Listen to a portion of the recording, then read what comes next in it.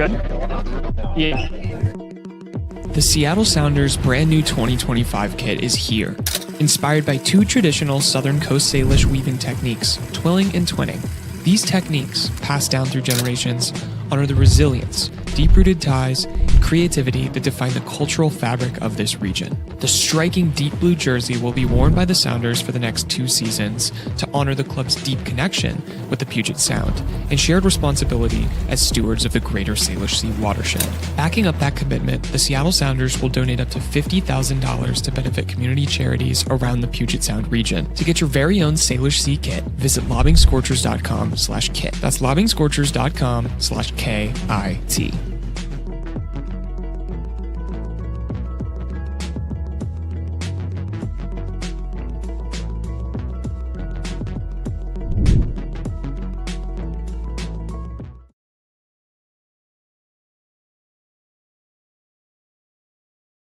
Welcome in to a very special live edition of Lobbing Scorchers. We are out here at Starfire Sports, where in just a couple hours' time, Tacoma Defiance will be taking on the Portland Timbys first team. That's still kind of crazy to say that this is actually happening. Very excited to be out here for another live show and experiencing the magic of the Open Cup. We're set up better this time. We're facing an audience. There's a lot of people here. There's a lot of people here, and we've got an all-star cast of characters here to talk about Tacoma Defiance Open Cup, playing the Portland Timbers first team. We got Jeremiah Oshan, Sounder Overlord here, and a very, very special guest this evening. We got Wade Sounders, Director of Development, joining the show. Our live show, we had Henry Braun. That was great. We had a great interview with him. Wade, I guess we'll start with you as our special guest. Thank you so much for the time. First of all, this has got to be an exciting night for you. I mean, you put much work in this project, science and development, Seattle as anybody, and now you get to help them take on the Timber first team. How are you feeling about this game and just sort of how this opportunity came about for Tacoma? Well, it's years in the making. It didn't start in 2025. We've had a pretty intentional approach to filling our second team with academy prospects. And then second chance players, some of those second chance players happen to be academy prospects, as kids that went to college and have come back. It's been very intentional. It's been promotion within our club upward. And to play the Timber in a match, a competitive match, I don't want to say more than I ever dreamt would happen, but I did say when I knew this was a possibility a couple rounds ago, I did say I might retire if we win. My work is done. I'm not going to. I'm just putting that on record. But yeah, there's so much at stake for our guys because it's not advancing in the Open Cup. It's another meaningful game against very difficult opposition. That's all we want our youngsters to face. And there's only one team in the club that has to win, and that's the first team. But tonight, there's a little bit of me that really says Defiance has got to win too. I'll get one more in here, and then Jeremiah and Noah, if you've got questions for Wade, feel free to jump in. But I guess, could you tell our audience about your role as Director of Development for the Sounders? You obviously coached this team for a couple of years and then moved into this new role. What is your day-to-day like, and what's different about what you're doing now compared to coaching? Well, I don't get as many steps in per day, and my app is telling me that I'm not as healthy as I used to be. It is an office job where I sometimes get to go out on the field and help. I'm sort of on staff. Center back has a problem.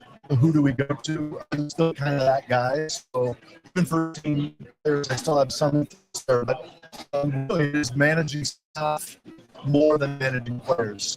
Working on staff personal development plans for head coaches of all of our teams. I think one thing, I think Sounders fans understand this, but we see Defiance as the finishing piece of our academy rather than just the bottom of a first team. It is a place where young players an opportunity activities to be successful. We try and set them up to succeed. But my job is to oversee that operation, management of the second team, the academy, but mostly on a staff level rather than player level. That's the primary difference between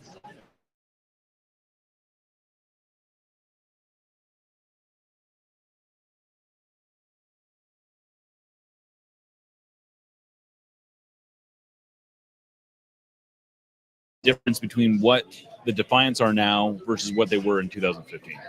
That's a good question. There are three distinct periods in the history of Sounders development.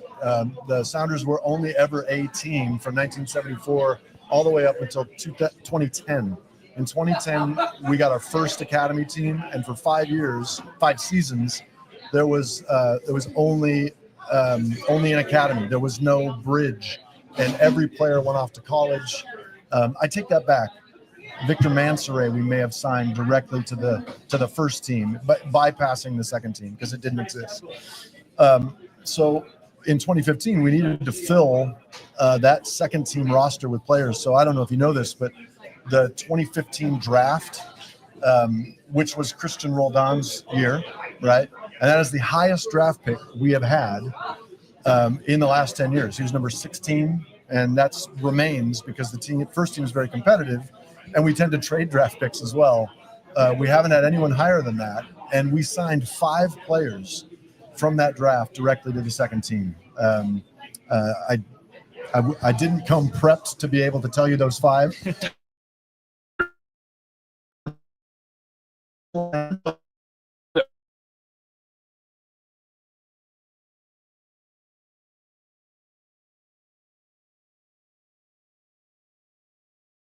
Through the draft directly into the second team with a whole bunch of draft picks. We had open tryouts, we had combines, we basically, Ezra Hendrickson was the coach at the time, Legend, had contacts in the Caribbean and would bring in Olex Anderson, a number of other guys who sort of came in, and Nuhu is another one. Nuhu signed pretty much to play for the second team that first year and then got the bump the following year. I think was his first year 2016? I think 2016 and then signed in 2017. Yeah.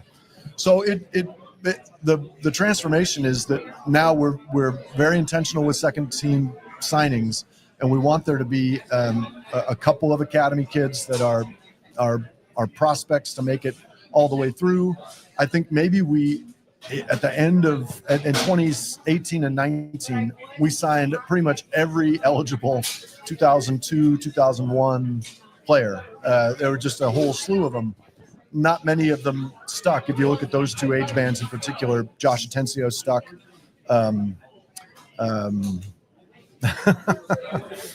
Ethan Doubler's not with us anymore. I mean, he's still alive. He's actually doing very well for himself. But yeah, we signed Alfonso. Was that? Alfonso was an 02. Yeah. There were a couple 03s in that mix as well. Sota Kitahara, Danny Leva. They were on that. Marlon Vargas. 2019. He's an 01. Okay. The 2019 GA Cup champion had just a raft of players who are playing pro soccer. Ray Serrano's in Louisville. Alex Villanueva plays for Detroit. You can go through the list of those guys. But yeah, we now use it as a way to intentionally identify 2 or 3 academy kids, some second chance guys. We're now also in Georgie Minongu. We're actually spending transfer fees on second team players, which was a radical idea, but it's paid off. He's a contributing member of our first team, and also getting some opportunities with Defiance as well. So, yeah, we also have these player movement meetings every week. I brought this up. I gave a presentation at the Generation Adidas Cup a week and a half ago about our process. We have this meeting, and I won't say the clubs, but I got phone calls from a couple different MLS clubs, academy directors saying, how did you do that? How do you get the first team to listen to you? And we don't get the first team to do anything. Schmetz and company are going to do what they want to do, but it's really a question of 5, 6, 7 years of we've produced a generally useful product for Schmetz, and therefore there's more trust that's built in because the process has been successful, and long may it continue. So I'm going to guess that we are very close to the lineup coming out. If it hasn't come out yet, are you willing to share who's been loaned down from the first team? Can I do that before the lineup is? I mean, there's You can do whatever you want. Yeah, exactly. You run the show over here. Come on. Well, I'll say this. We have to beat Foot Mob. I'll say this. There are, it's not just anyone. There are certain parameters around which we have to operate when it comes to loaning down for Open Cup competition, which is different than normal. I mean, in a normal MLS Next Pro world, Steph Fry could get loaned down. He just have to sign the paperwork that says he's okay with it. Now you actually have to. You can't be on the senior roster. You have to be on what's called the supplemental roster. And there are some names on there that are interesting. I think Paul Rothrock is eligible to be loaned down. Now, he's playing for the first team at such a level that he doesn't really need the minutes. He's getting the minutes with the first team. But we're not giving this opportunity to players just to get the minutes. This is a different sort of opportunity. We want to make sure that the players that are on this field are gonna soak in this experience. And when the 24 hours of May 6th, 2025 are over, they're 24 hours better, not just 24 hours older, if that makes sense. So it's the usual customers: Stuart Hawkins, Travian Sousa. I know Andrew Thomas is eligible, so is Jacob Castro. Reed Baker Whiting is eligible. Georgie also. So these guys we could see. It would be great to see them. Kalani Kosarienzi, who we came into this season with actually thinking, well, he's probably going to be with Defiance for some of the season. We know the first team like him, but it just hasn't worked out yet. I don't think he's played a minute for the second team. And Cody Baker would be eligible, but is suspended because of the red card in the last round. What a great red card. Well, if you're going to get one, maybe you want to go full Dempsey on it. But then you don't want to incur the wrath of a decade of a suspension and all of that. Yeah. I really He's think still not eligible, right? I don't. I was talking with someone earlier today that it might be a lifetime ban for all I know. Yeah. It would be. Yeah. He is not to be that guy. He is eligible now. I think it was a 6-year ban. The bit of him not being eligible. Bring is him better. back. Yeah. He's basically just doing what we do now. He's being a podcaster. Exactly. Like we always say, he could sign a next pro contract for a couple How days. great would it be if That a helicopter descended onto midfield just before coin toss and out steps Deuce with an oversized referee booklet and just rips it up in front of everyone. Legendary. That would break the internet. That would. Or it comes out and he unzips a Defiance jersey. And we've signed him for one game. Now it's a full circle. Sasha questioned all those guys that signed up. With Ozzy Alonso played Except for that he'd team. be good.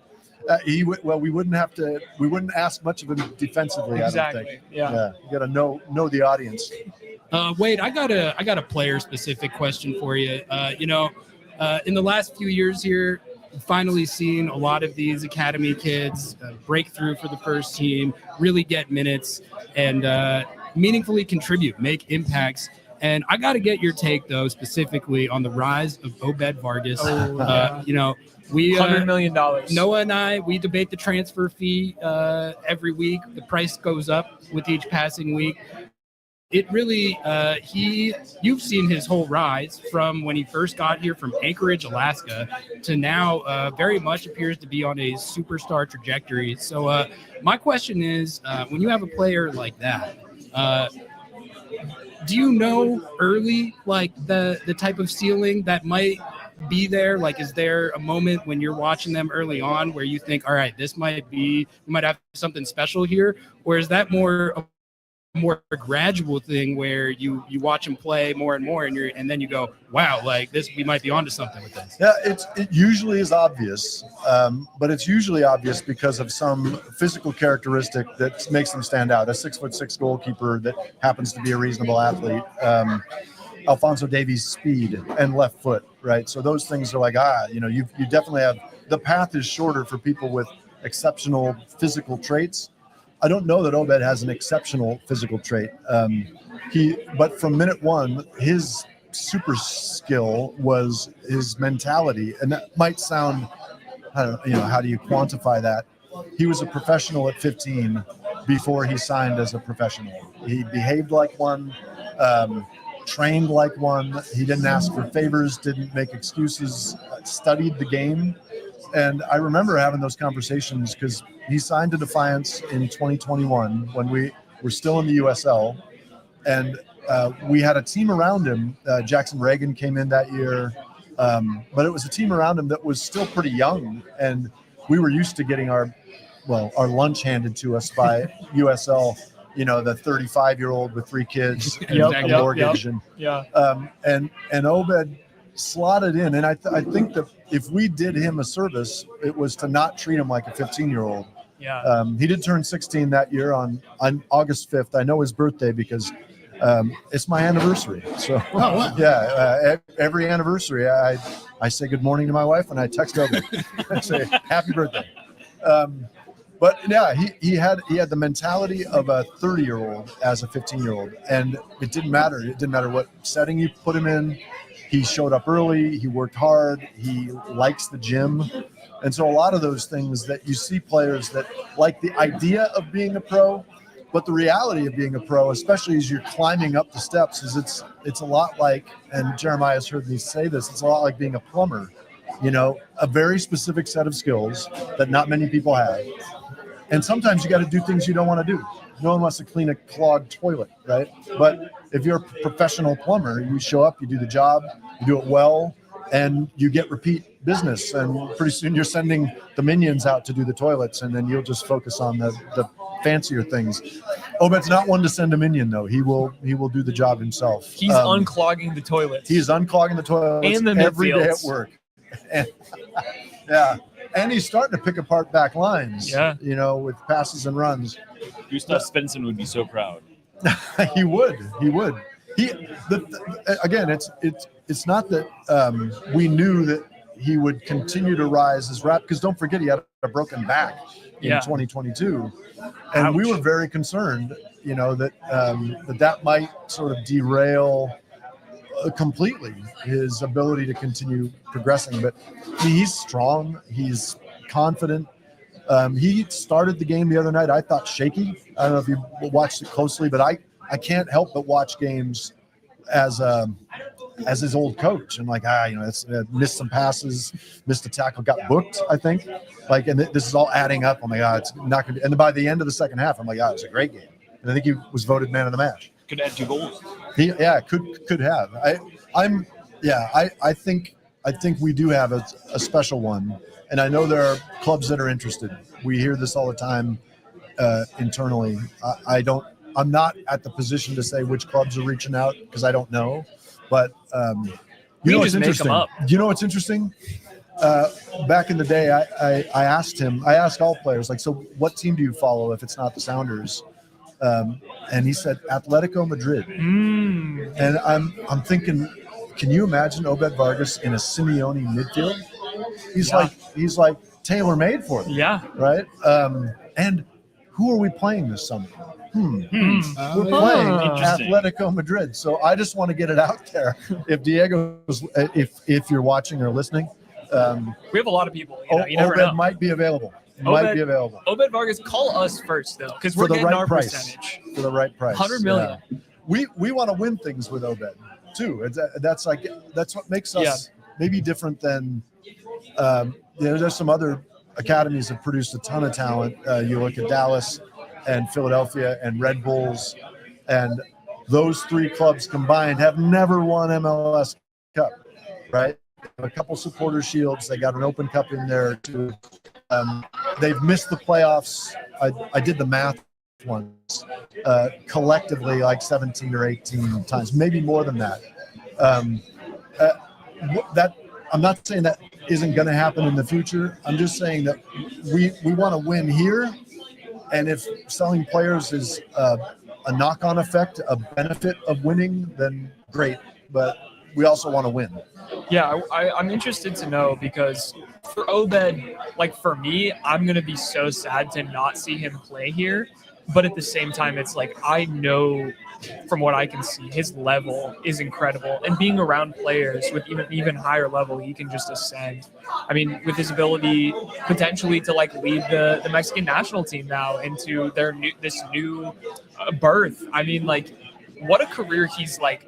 He's so young too. He's right? 19. He's literally 19 years old. Years old. We're talking about a 19-year-old kid who has already won Champions League, who has, all of this stuff. I mean, you have to probably feel kind of like a proud dad sometimes. Too, my wife says that to me, and it's more like a proud uncle. Proud uncle than a proud dad. The uncles are cooler anyway. Well, it depends on which side of the family you're talking about. Exactly. Yeah, I have to say, there's a ton of Defiance gear in here. It makes you think that this was maybe a viable brand. I don't know. I still think it is, Jeremiah. I still think Defiance, or if you could, because we're not playing in Tacoma, that's not a secret. Wait, what? That the pandemic was bad for lots of reasons, but on a very personal level, we were this close to breaking ground and building a facility and a little stadium that would have been wonderful. But as it is, we'll settle for what we have, which is still pretty good.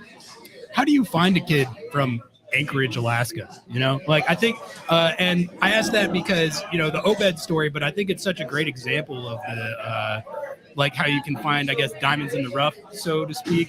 Could you give us a window into how you even find a kid like this, and then how they go from there to where he is now? It is a network of scouts.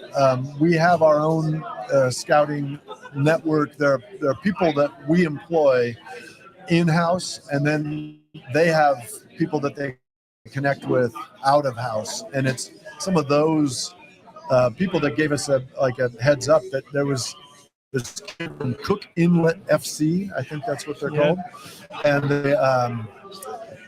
he was on the ODP team, the state team for Alaska, playing at a Region 4 event down in Arizona, I think, and we got the heads up, but it wasn't long before every MLS team got the heads up. Alaska is truly anyone's territory, so it was just a case of us showing off. At the time, it was convenient because we had just won GA Cup. There was this momentum that we had on the academy side of winning things, and I think there was an attraction for the family for that. And we brought him into the academy. He liked it. I know the Timbers wanted him. Sorry, guys. I know several other clubs were in for him, but they made the decision to come to us. And then the pandemic happened. Yeah. The pandemic happened, and so he actually didn't get to play hardly at all for our academy. That academy shut down for half a year, and he got a few games in, and then we brought him into preseason for Defiance in 21, signed him to there, and the rest, as they say, is history that's still being written. We're here with Sounders Director of Development, Wade Weber. Noah, Jeremiah, I've asked the last couple. You got anything else for Wade? You look at this team. We have talked a lot about Obed Vargas. We talked a lot about other. Who are some players on this team that you're expecting to see today that you think are players that we should be paying attention to as Sounders fans, and especially for what we should look for tonight? First team players or second team players? I'm saying players who you think will both have an impact here and potentially on the first team as well. I'll start with Snyder Brunel. Snyder, a midfielder, born in 2007, 2 years younger than Obed. And that's just for context. That makes me feel old, and I'm 25. So that's where we're at now. 2007. Snyder has captained Defiance a number of times this year and last year, and we choose the captain not just because we want the best leader to lead the team. Sometimes we give captain responsibilities to players who we want to be more leaders, to kind of bring the leadership out of them. Snyder's been great. He's kind of risen to that challenge and is now going to walk the team out tonight in a manner that in the biggest game Defiance have ever played, the biggest competitive match, and is a versatile midfielder. Have you heard that before? You guys seem to grow those on trees. I know. I wish it was that simple, but Josh Atencio, now in Colorado, his exit has given a little more freedom for Danny Leyva. Now, the team, when they're healthy, it's hard for any young guy to get a lot of minutes, but Danny's got more minutes this year than he had last year at this point. And that's a result of Josh going, of Sota Kitahara going. So that's freed up room in midfield for a player maybe like Snyder. Not saying we're going to sign him soon, but he's close. Do you have breaking news? We got some breaking news. We have a starting lineup. Okay, let's go. Uh-oh. Drum All right. roll, please. All right, so we got Andrew Thomas in goal. Andy Let's T. go. We got Stuart Hawkins and Kaito Yamada, right? Kaito Yamada in the center back. Let's go, Stu Hawks. Reed Baker Whiting at left back. Kalani Kosarienzi, I did not expect that one. Oh, that's a curveball. That's a curveball. I love that. Yeah. Snyder Brunel and Tino Lopez in the midfield. Okay. I did not realize he had that in his game. Tino is a versatile, he's slightly undersized at center back, but as a player that can step into midfield or play right back, pop any of those three positions. Yeah. And then Pete Kingston playing as the Legend. as a 10. We love Pete. We're big Pete Kingston Pete guys. believers. There's a lot to like about Pete. I've known Pete. The first academy experience I had with Peter Kingston was in 2016. We went to Sheffield, England to play in a tournament, the UDAN Trophy. We won it. We beat FC Basel in the final. They were shocked that Americans actually knew how to play soccer. And Pete was the leader of that group. The 2001s and a couple 2002s. Continue. Yeah, so you got Sebastian Gomez, a teen, homegrown right now with the Defiance. Georgie Manungu at right mid. Who's been tearing up next pro, by the way. Yeah, and Osaze de Rosario. And then a pretty strong bench, I got to say. Travion Sousa, and Edson Carley, Danny Robles, Yu Sukaname coming off the bench. Oh, didn't he score? He scored. He's the second leading scorer in MLS Next Pro right now. Yeah. And then Corey and Hellerin and Katsaros are the rest of the bench. There you go. Yeah. I mean, sounds like a win to me. It's a defensive group. I mean, it's a pretty. It is a strong team. It is a strong team. But I will also let everyone know that for everyone, if you're leaning toward the view of that, they're stacking the lineup to win this game. Our center backs are both born in 2006. Sebastian Gomez, 2006. Snyder Brunel, 2007. So this is not a veteran. We haven't brought in the 23-year-olds to try and give ourselves an advantage in this game. That's what we could put out on a weekly basis for the second team. And don't forget the first team play in Houston this Saturday, and then they go to LAFC midweek, and then they go to Portland the following weekend. So our first team had 3 games in 7 or 8 days, the middle of which is at LAFC, and it just so happens that we're about 1 week away from that game. So exposure in this game might help prepare first team players to play at LAFC a week from now. So these are all things that we discuss every week about how to plot and plan who's in this lineup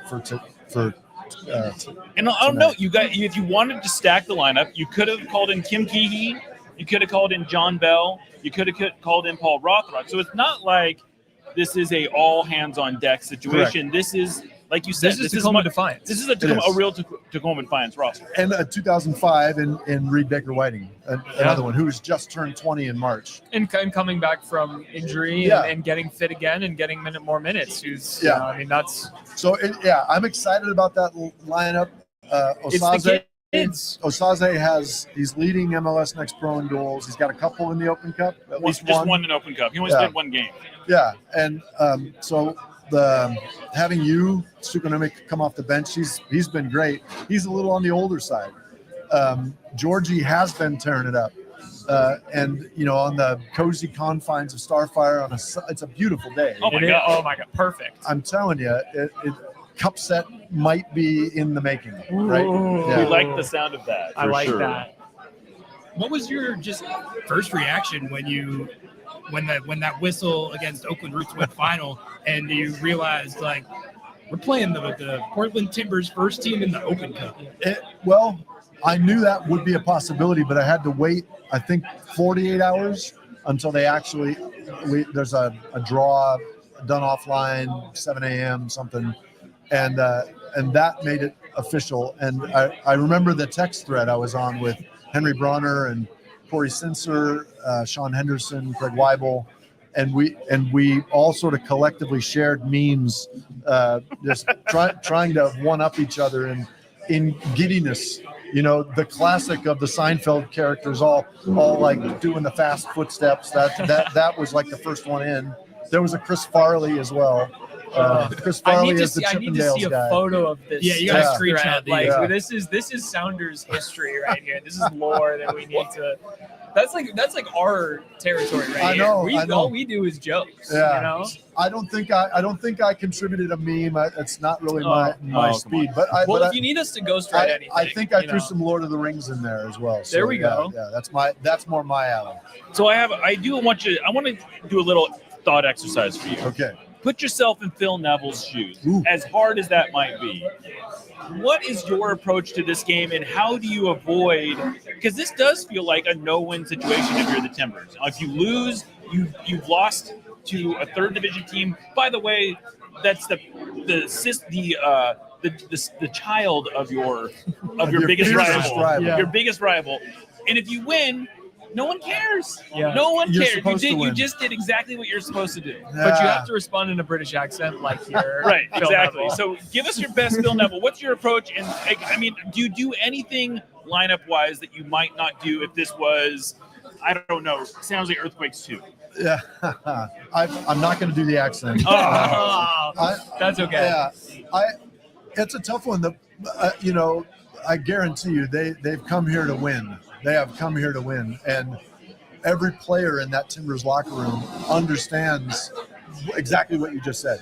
That they're in a no-win situation unless they absolutely blow the doors off Defiance and win by 4 or 5 goals. So I think the first thing I do is I would ask my owner, how much do you value public relations? Because this could be a PR kind of not nightmare, but it is a scenario that the Timbers probably don't want to get themselves into. Right. I would still prioritize the league for a round of 32 match, and I would light into my players and say, listen, this is you are playing for jobs here. The Timbers are doing all right in the league. Yeah. They're in a good spot in the league.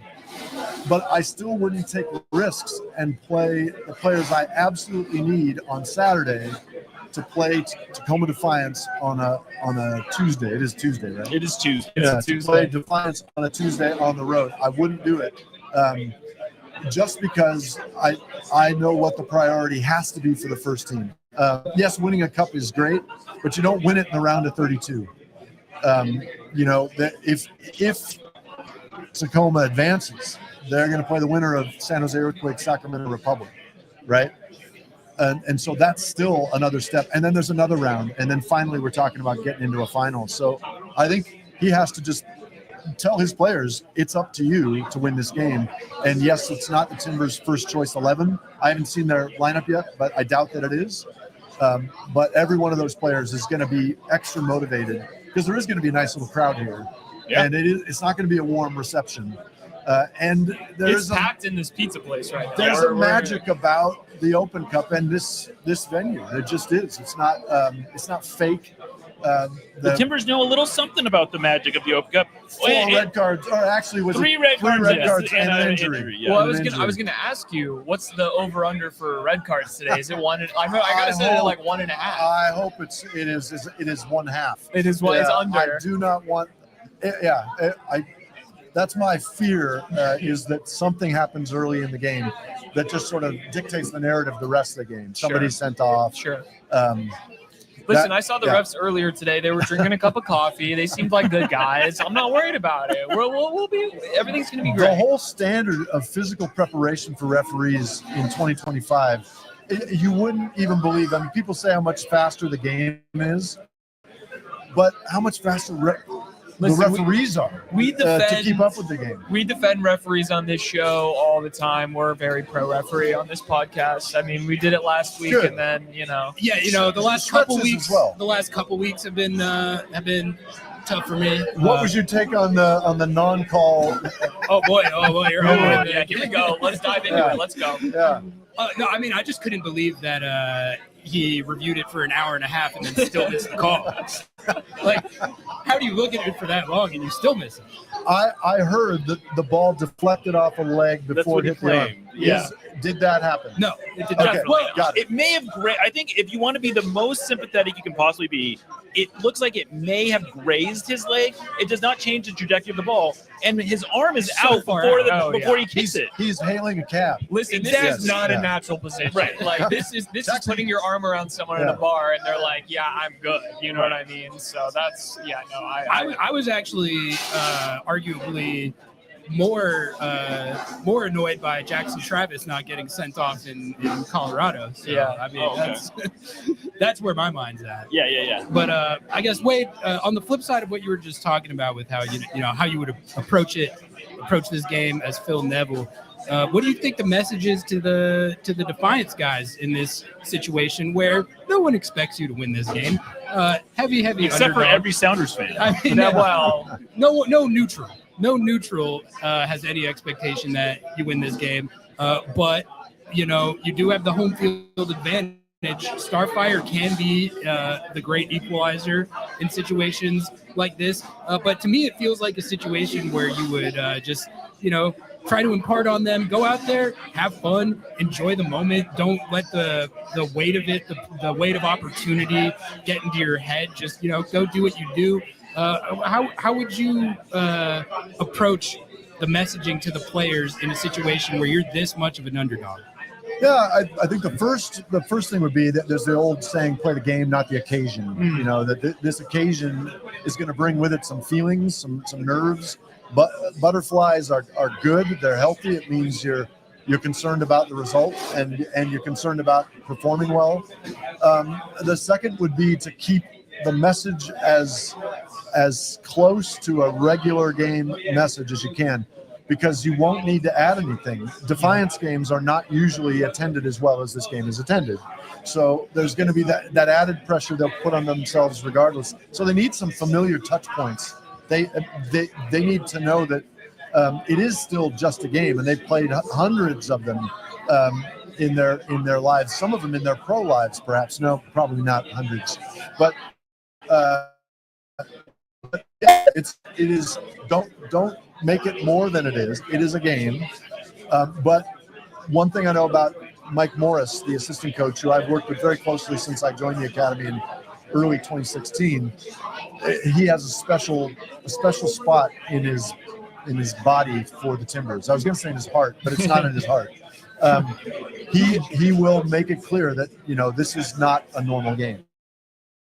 If we were playing the Timbers in front of nobody in a parking lot, calling fouls ourselves, we should treat it exactly the same as we do when we play at Lumen. It's ferocious. It's relentless. Never quit. Don't stop. Get in their face, but don't get sent off. Yeah. There's an old win the ball without fouling, foul without getting booked. That is the sort of my mantra to center backs. You have to be able to win a ball sometimes, and you have to be able to foul sometimes, and it can't always lead to a silly yellow card early in a game that you're then having to manage. Sorry, I went off on a tangent there. My that's our message whole is podcast. We love that. try not to make more of it than it is. It's a game. You're a good player. You're a good player. You belong in this setting. You've earned the right to play them, and as a result, go take advantage of it. It's just a challenge, right? It's just a challenge. It's not personal, and winning is better than losing. So go win. You are someone who has a lot of connections to this team. You are someone that has a lot of connections to this soccer community. I don't know that a lot of people know this, but before you joined the Sounders, you were a high school teacher, a high school history teacher. And I'm just curious, what's the closest a player ever came from that you taught to actually playing for you at? Like, have you had any like interesting crossing paths there of your teaching life and your? Not really. I didn't. I was coaching before the Sounders. I coached for an area youth club, and then before that, I taught. Okay. So there's a gap. There's a gap. There. Okay. Yeah, it's. I was teaching when FIFA 2000 came out. I don't know if you know that FIFA 2000. Like that might be the original. Yes, I think. Well, and Miami Fusion.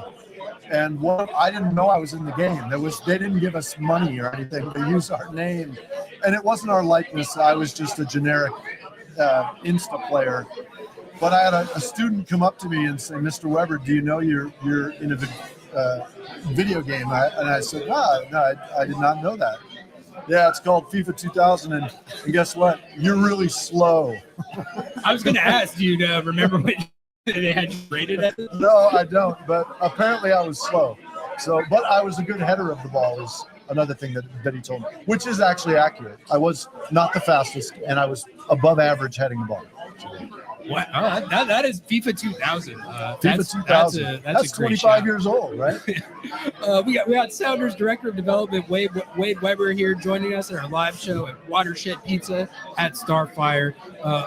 Wade, I mean, I don't think I have anything else to cover with you. Jeremiah, did you have No, I anything mean, we could go on all day, but we could talk to you all night. You know, we've kept you long got a half enough. hour before the game. I don't know how close you want to cut it for you.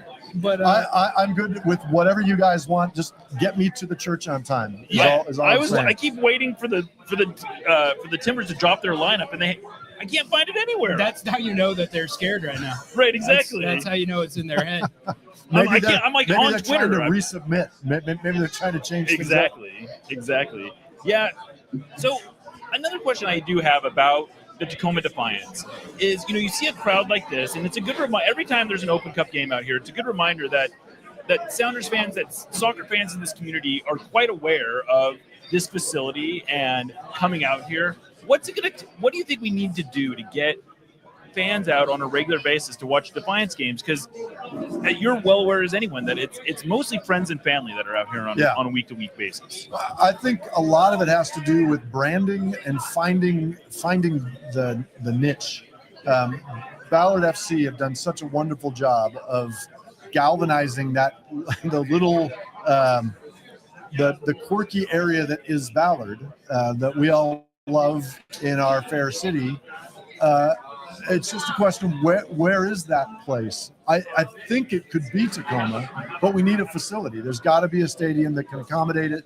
Starfire size would be great. We talked about Spokane. We talked about other places on the other side of the mountains where that community's starving for professional soccer, and we could provide that. I know LAFC had a partnership with Las Vegas Lights. Yeah. And they would train. That's just when Steve Cherundolo was their coach, the second team. They'd train in LA and they'd bus to Vegas. Bus to Vegas for games.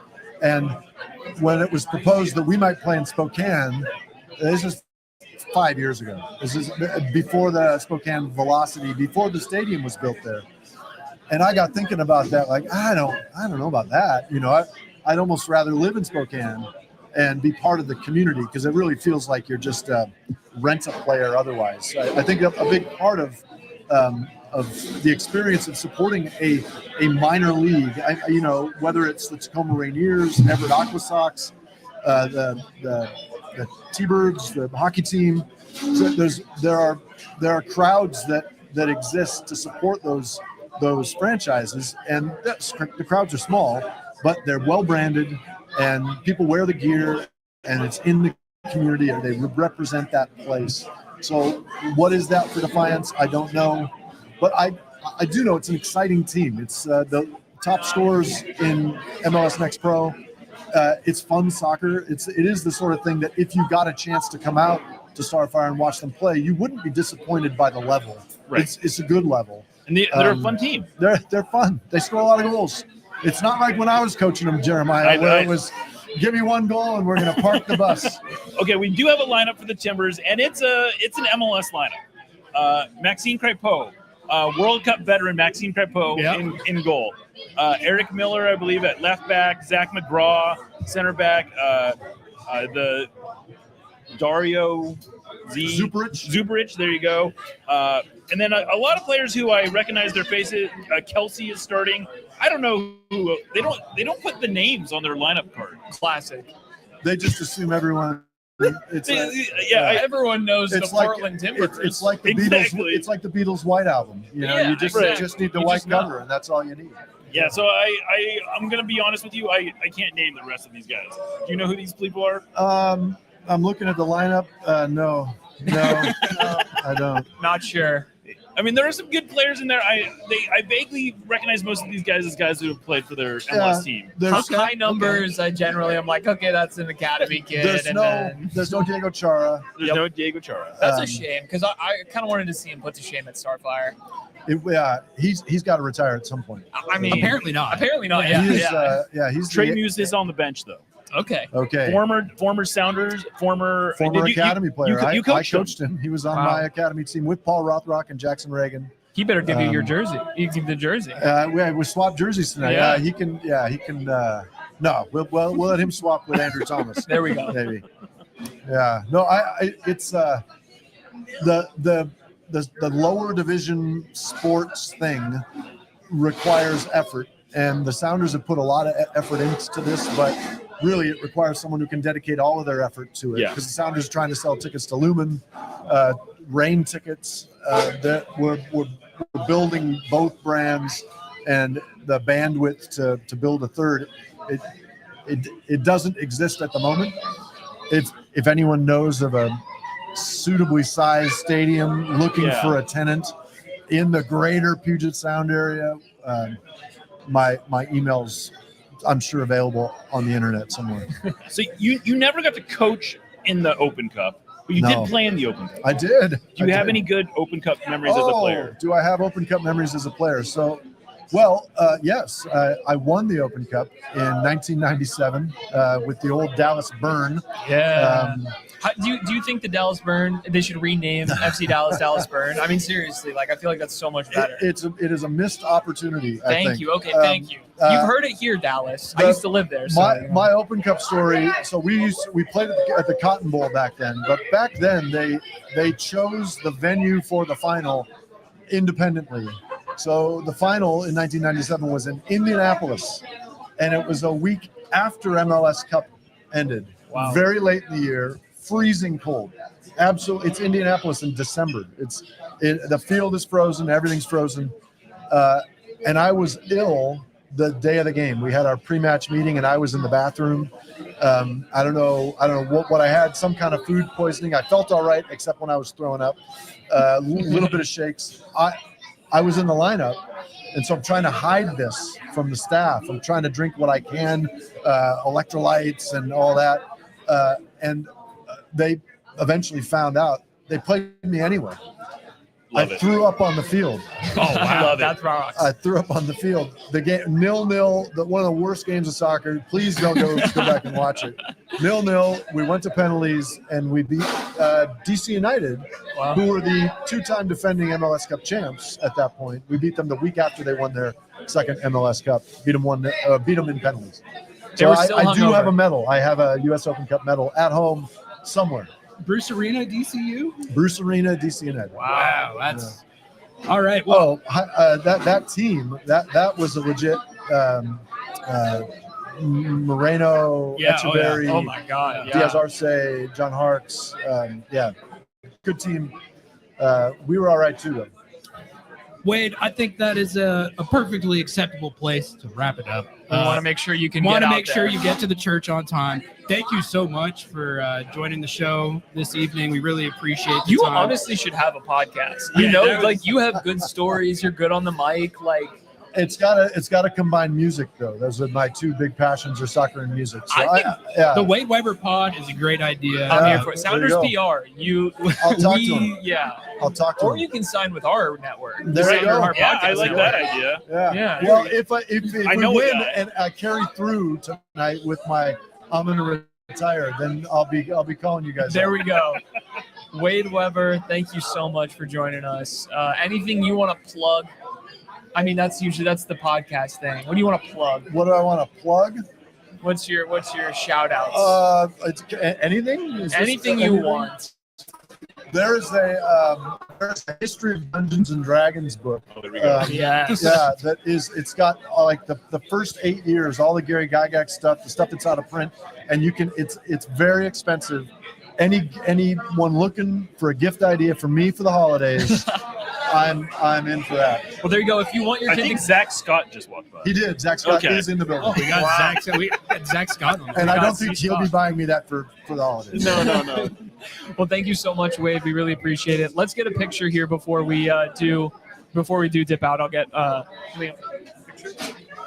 Well, Can you get a picture of us? thank you for doing this, Wade. It's my pleasure. Thank you, Wade. My pleasure.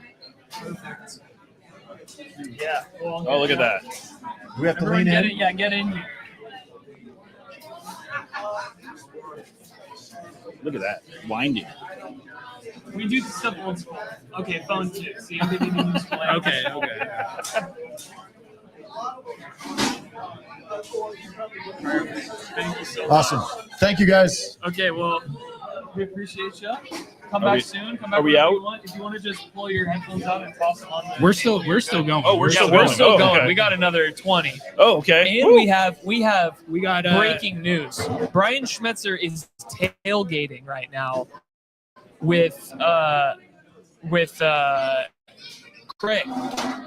And we have an exclusive photo brought to you by Niko Moreno where I don't know where he went, but he was supposed Where did he to go? join I us. thought he was supposed to hop on. I don't know. What the hell, Nico? Nico, he was standing in the corner over there, but I'm not sure exactly where he went. If you want to move in one, you can, Jeremiah. Feel free. Yeah. And then we'll give these to Nico when he's hopping on. But Liam, if you want to put that picture up real quick, I did text it to you, Ari. I don't know if you have your text on here. It should be. Oh, I see. Here we go. I'm going to pull this up here. Do you want to pull it up on your phone? Oh, wait. Oh, It's on. Here Here we go. So if you want to show, we can see it's on the screen for those watching. But this is Brian Schmetzer tailgating a Tacoma Defiance match right now. Is he like shotgunning beers or is Oh he? yeah, there he Yeah, is. there That's you that's can really see good. he's- Really good, high quality I photo. love it. You can Can you totally have done it see from this. farther away? Yeah, Nico looking like paparazzi over here, like he Exactly, I love really it. is. He should post Bigfoot that. photo. That's real journalism. I have right no there. clue where this guy went. Nico just disappeared, man. Like I don't He's know. like, if you can't get me on right away, I'm out. Yeah. I mean, fair enough. Okay, all right. look, the quality looks pretty Oh, good. that there. actually that's is good. actually- yeah, That yeah, actually yeah, is we've good quality. Listen, we appreciate everyone dealing with the quality. If you've never been to Starfire Sports and your phone just doesn't work here. The Wi-Fi No. situation is not always ideal. We forgot a dongle and we're streaming off of my phone basically. So, yeah. So we're just Love my it. data plan is RIP, but it's okay. Yeah, we that's charge to the okay. business credit card. It's Yeah. totally fine. We're looking at chat here. It seems like there's a ton of people. I mean, we're looking around this building. There is about 1.5 million. This is way more people. popping than our last one. There's an Andy Craven jersey back there. I I know. need that. I need to buy that off that guy. Oh my god. I'm just like I'm almost overstimulated with how much is going on. They've got food trucks. This is a great turnout. Did you expect this much? No. No. This is pretty good. I will say that when I looked at the seating manifest on Ticketmaster Uh-huh. today, If you still want to come, there's another still- 20 minutes. Yeah, LobbingScorchers.com/tickets. You can buy a ticket. there you go. As far as I know, it looked like there was going to be a decent crowd. Like I would guess at least 2,000. There might be closer to 3,000. I Wow. don't know what the capacity is today. The Sounders can max it out around 45, but I don't think they're going to be pushing that. But No. I mean, I wouldn't be surprised if there's 2,500 people here. Maybe, I don't know. I'm going off of entirely what's in Watershed, so that Sure. might be the most accurate. But I agree. Well, it looks like Nico's just not here. Nico, if you're watching the stream, Nico, it's like calling a back, lost Nico. child. Come It's like back, calling Nico. a lost child. Where are you, Nico? Nico, please report to the office. But Jeremiah, we brought you in here today, one, because you are the senior writer of Sounder at Heart, but Oh, I like two, that title. because you know a lot about this team. You've looked at both of the lineups. Where's your confidence level at tonight? I mean, Realistically. I'm going to be honest. The Timbers have put out a team that if they fielded it for an MLS game, you would feel like, okay, they've got a decent chance. I think the Timbers are the favorites in this game. I don't Yeah. think there's any reason they did not. We found I don't Nico. think they've pulled punches on this roster. Like I said, they have some legitimate, especially in defense, they have some real MLS quality players out there. I don't see any reason why Defiance can't Be competitive. and potentially win this game. I don't think that they're the favorites or anything, but I don't think it's a huge upset. I think they got some firepower on the bench. I don't know. I'm excited about this. Here's the thing for the Timbies.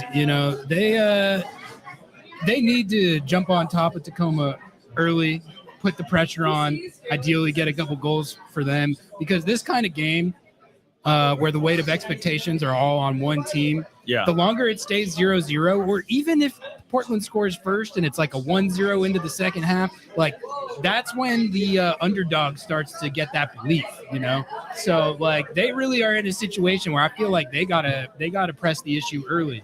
And I think one of the things that's also, Wade talked about this, but one of the things that's working for the Sounders is that everyone, or for the Defiance, is that everyone that they have out on that field has something to prove. Yeah. Not a single guy out there has their space in the first team guaranteed. This is their chance. This is Osase de Rosario's chance maybe to get a first team contract. This is Georgie Manungu's chance to get back into the regular rotation. You can kind of go down the list. This is, every single guy out there has a real reason to play. Peter Kingston is a great example of this. This is a player who I don't think he got drafted. He had a really up and down college career. He at one point was considered a pretty high level academy prospect. And this is a chance for him to show his stuff against a real opponent. Yeah. And you can kind of go down the list. Every single player like that, essentially. No one's happy to just be here. Yeah. And I'm going to toss that one to you too, Niko. We saw both the lineups. How confident are you feeling realistically in a result tonight? I think they could do it, man. First of all, thank you for having me on. I appreciate it. Nice setup. Thank you. Here, let me check your mic. It might have turned off. Yeah. Oh, there you go. It Try sounds again. a little. There we go. I thought I was like Hey. an auto tune. You know what I mean? know, there you bro. go. It's all We good. turned your auto tune off. That's Niko. right. Come All right, on, bro. go baby. Yeah. No. Hey, man. I think they have a really good chance to make it difficult. There is a lot of players in this Timbers starting 11 that either have 0 minutes or barely any minutes. Christian Paredes is one of them, has 108 minutes in MLS play. He's a guy that has consistently needed confidence, needed game time, real competitive minutes. He hasn't got those. Super Rick is a guy that is a quality MLS talent in terms of his position, but got 0 minutes. This is his first start of 2025 or MLS play. So when I see that, I'm looking for a team that might not have continuity, that might make mistakes. And this is the Timbers team that already, just with their starting 11, has issues defensively. They consistently tend to be gappy. They get far too high. I actually like this defensive, in terms of defense, their fullbacks a little bit better than I do their main guys that are mainly just guys that are moving forward. Ortiz is probably going to be the guy that's going to be moving everything around. He's going to be the one that's going to handle the strings, that's going to hold the pace. He's going to be the guy that's going to really make that team run in the midfield. But, hey, I think if Tacoma can, like you guys said, hold off, maybe make it difficult, make it a game where they won't be able to get easy goals. Anything can happen there later on, but not easy. Kelsey's a quality striker. That's probably the most dangerous guy on the field on the attacking end. Yeah. He's a guy that I've always liked, even when he was in Cincinnati. Oh, yeah. I thought that they got him on a steal. He's a guy he's going to be difficult to cover for guys that don't play at that level. And I'm telling you, he's used to that European level. He moves well. He's clever. He understands what he has to do off the ball. So that's probably going to be your X factor for the Timbers. Stuff like that is where it gets tough, without a doubt. I mean, outside of just the experience and the pedigree factor, Kevin Kelsey is 6'4". Yeah. Just like that's a good test for these center backs. absolutely, it's a great, like, the whole thing is a great test in that matchup in particular. But if we're breaking down like the matchups that really illustrate the underdog favorite dynamic at play here. That It's a $10 million player. It's a $10 million player on the field at Starfire playing against MLS Next Pro side in the Open Cup. Yeah, so a few more that are guys that are in there. Amir Fernandez is starting, Ariel Lassiter, Ian Smith, João Ortiz, and Bravo. And we can confirm that the Portland Timbers have put out the worst lineup graphic to ever exist. This is a pretty confusing lineup. I was trying to figure it out. We're like, I finally did figure it out. Okay, you But it's decoded. like- you decrypted. It does require like a decoder ring. Yeah. They aren't giving you a formation. You have to watch 5 Portland Timbers matches to get the ring, and then you can watch it. We have a question here from a viewer that says, how does this go if Seattle is up 1-0 at half, and how does this go if Portland is up 1-0 at half? How are we feeling either way? I guess I'll start. I don't really feel like anything if anyone's up at 1-0 at half. It's Starfire Stadium. You never know what's going to happen. And, I mean, if Portland's up 1-0 at half, I'm probably a little bit more concerned than I am with Defiance up at half. But regardless. I will say that if the Sounders need to bring, or the Defiance need to bring firepower off the bench, Yu Sukanome is available. Travian Sousa is available. Those are 2 big guns. I'm going to give a shout out for Edson Carley. Yeah. This is a player who I am absolutely fascinated by. He's an academy kid. We sort of talked about it a little bit with Wade, but he is a player who can do things that we have not really seen other academy players do in the past. He has a creativity about him. He is, we've talked about how the Sounders have not really produced a creative player out of their academy. This is someone who could potentially change that. Yeah. And I'm really excited to see him get some minutes in this game. I'd be worried if Tacoma is down 1. I would be.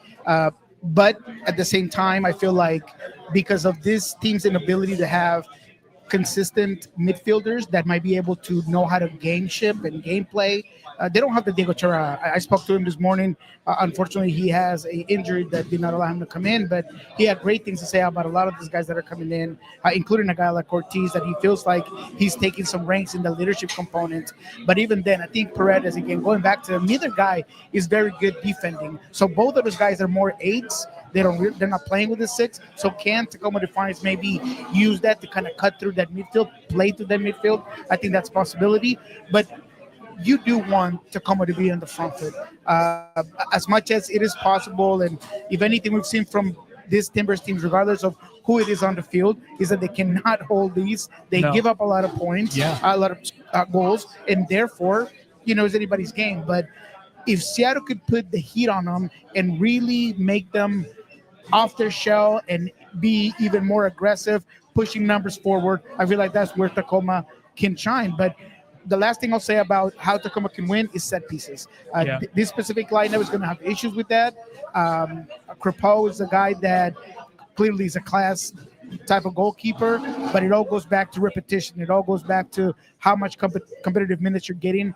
And so for me, that's where Tacoma can really make a difference. And a guy like Peter Kingston that has a quality foot, that has made goals, right? So that's where Tacoma Defiance can make some difference. So you told me at least that you've been locked in, you've been scouting the Timbers. Let's get like a 60-second to 2-minute breakdown on this squad specifically. I mean, I know you just went into it, but helicopter view, how that kind of thing. With this They're a team that wants to get forward. They want to pin the teams back. They play very direct. They got a lot of speed. Whether it's Anthony on one side, Santiago Moreno up top with Mora. He's a guy that stretches defenses out. He makes a lot of havoc for defenses. He makes them collapse. Da Costa has been the new Evander, really. He's been the guy that kind of is the creative player. Him and Anthony have a fantastic rapport in the way they attack. But again, going back defensively, they're a team that just gives up a lot of goals. They give up a lot of space. They have difficulties on set pieces. So because of their way of attack, they give up a lot of space, specifically out wide. Bravo and Mosquera, neither guy is a really good defender. They're both more of attacking fullbacks. They played with wingbacks last game, I believe, and that's when they play with Anthony as a wingback for part of that game. So those are the things that, for me, Timbers, they know their strengths, though.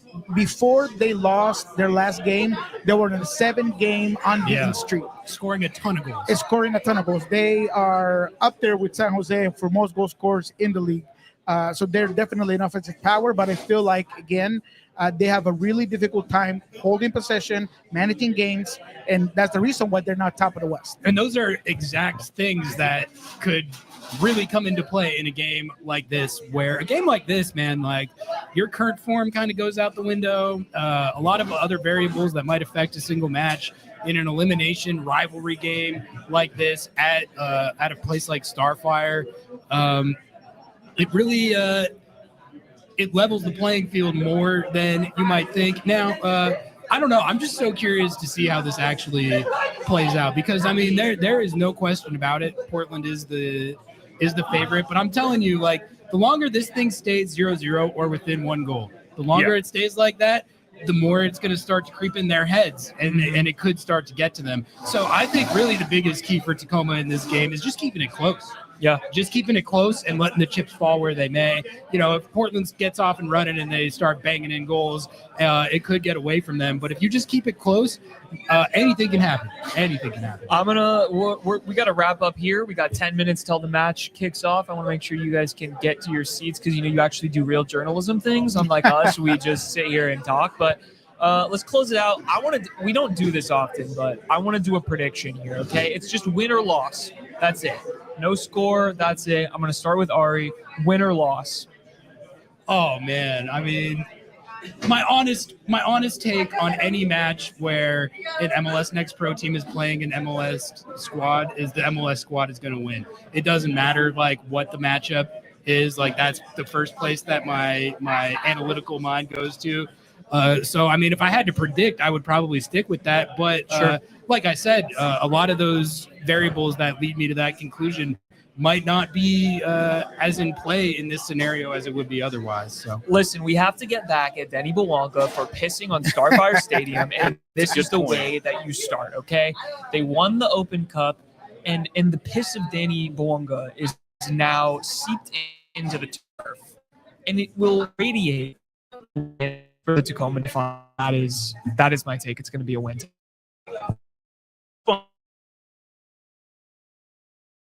Ari's over here like, oh, I gotta. Of course, I'm going to pick a Defiance win. But here's the thing, the nugget that I'm gonna share. Okay. The degree to which MLS teams dominate lower division teams is highly dependent on where the game is played. Yes. And once you take it out of the MLS stadium, it becomes pretty close to a 50-50 deal. Now, granted, an MLS team has never played an MLS Next Pro team in the Open Cup. Yep. This is the first, an affiliate team. It's only happened one other time where an MLS team has played an MLS Next Pro team. That was back in 2022, and that was the Rochester Rhino, or Rochester FC, whatever. Anyway, I think Defiance have a puncher's chance, have more than a puncher's chance. I'm going to pick Defiance because I think that's more fun. yes, I should have done that, but yeah. Yeah, and I'm going to play devil's advocate here just because I have to. That's perfect. Again, we got to even it out. It's like we're doing a real show plus, here. Me and Jeremiah sometimes are, yin and yang. Yeah, So- exactly. Yeah. So I think it's going to be a Timbers win. I think they're going to get a couple of early goals. I think it's going to be a 2-1 score line. So that's close. It's going to be close, closer than maybe people think. I think Kelsey against Hawkins. I was hoping that Leo Burney was going to be available, but he's injured. Yeah. And that's a big loss for that team because he brings them a little bit of experience. Right now, look at that back line. Even with Kosa and Reed, I just don't know if they can hold back this lineup. Specifically, Kessler, I think he's going to have a good game. Yeah. So that's why I'm going to go ahead and go with the 2-1. He's never played at Starfire, though. But exactly, and never played at I was Starfire. literally just gonna say that this field plays so short. Yeah. I was talking to Sanchez after the LAFC game, and he's like, "We could not get anything wide." The tire guy, guy? the LAFC guy. No, the The tire guy. Oh, the tire guy. Continental. I just got that. Yeah. Fantastic. Sorry. Call. Yeah. So I was talking to him. He was like, "Man, we could not get wide. We wanted to. We were trying to space out, and by the time the widest guy was out, he was outside of the line. So this field plays a lot shorter, which is going to maybe hold back on the speed that they have. And right, they're playing here, but not in this turf. Being on that turf, the ball hits different. So there's definitely a punch chance for the home team. But I think Timbers just have a little bit more MLS quality on the field.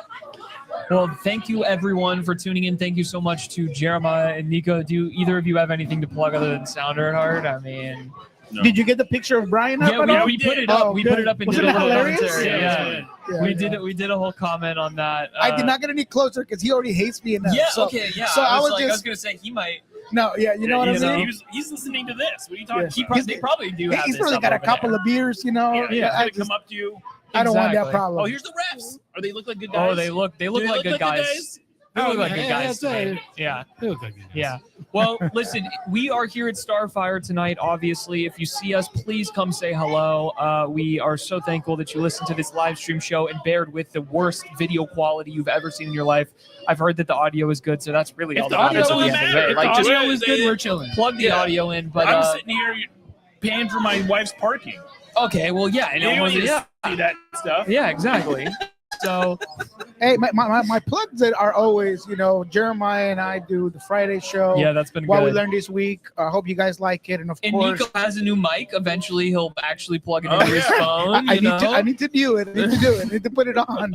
Eventually, I need to have Killing Noah. me, Niko. I need to have Noah come over I and do, yeah, like yeah, hook my yeah, shit yeah. up. Goes, plugs in like this. and No, then you- I'll come No, over. no. I want to try Listen, to figure I'm out my getting invited laptop. to Asada right now, and you guys are just making fun of me. Hey. Like, come on, this is Hey, a moment, bro. no, I'm Oh, serious, okay. man. I got Yeah. you. I'm gonna bring you on, and you want some carne asada, You were bro? done. Some, Oh, no.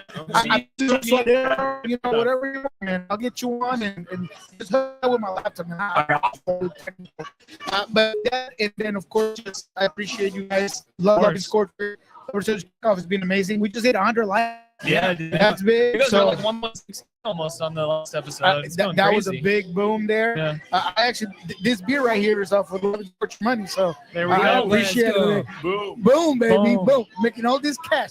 Bands, baby, Yeah. bands. Well, thank you all so much. Remember to hit the like, subscribe, and I don't know. That's it. Enjoy the soccer match. We're done. We out. Okay. We out. Don't want to give money to the oligarchs, but love Lobbing Scorchers? Do we have a deal for you?